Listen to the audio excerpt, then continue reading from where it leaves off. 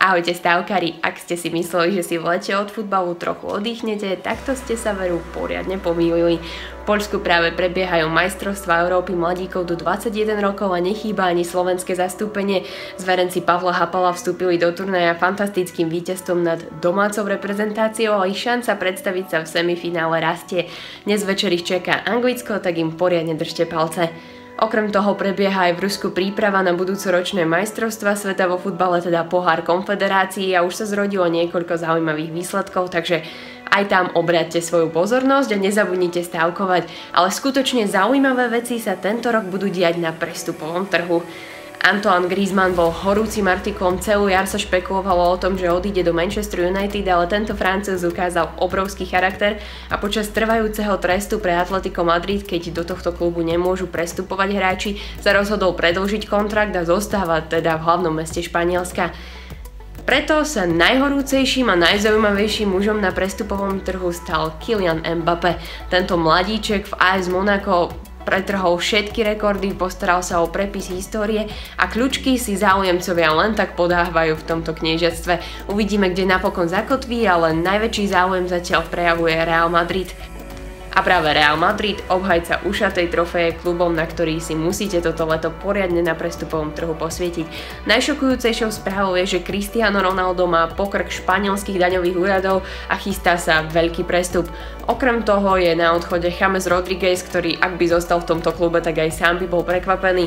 Šušká sa o tom, že Gareth Bale nespĺňa očakávania a Karim Benzema starne, takže títo traja muži by mohli opustiť toto leto klub, ale nie len oni. Alvaro Morata zažil fantastické obdobie v Juventuse Turín, ale odkedy sa vrátil do Madridu, Zinedine Zidane mu opäť pristrihol krídla a tak by mohol byť ďalším odchádzajúcim hráčom. Pepe je nespokojný a hovorí sa, že Sergio Ramos by si chcel vyskúšať aj nejaký iný klub.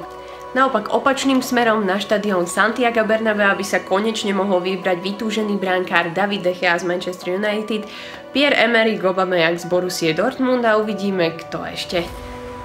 Z kategórie veteránov tu máme novinky na tému. John Terry sa ešte stále nerozhodol, či ukončí svoju kariéru, ale Harry Redknapp mu ponúkol miesto v Birminghame. Yaya Touré, ktorý bol naostrel z Manchester City, prekvapivo rokuje o novej zmluve.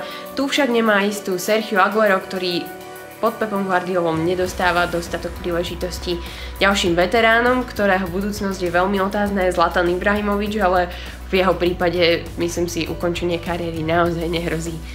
Alexis Sanchez a Mesut Özil sú na zozname nespokojných hráčov so svojím súčasným klubom a pravdepodobne Arsene Wenger už nemá veľa možností ako svoje hviezdy presvedčiť, že práve teraz je ten rok, keď sa na Emirates dostane vytúžená majstrovská trofej.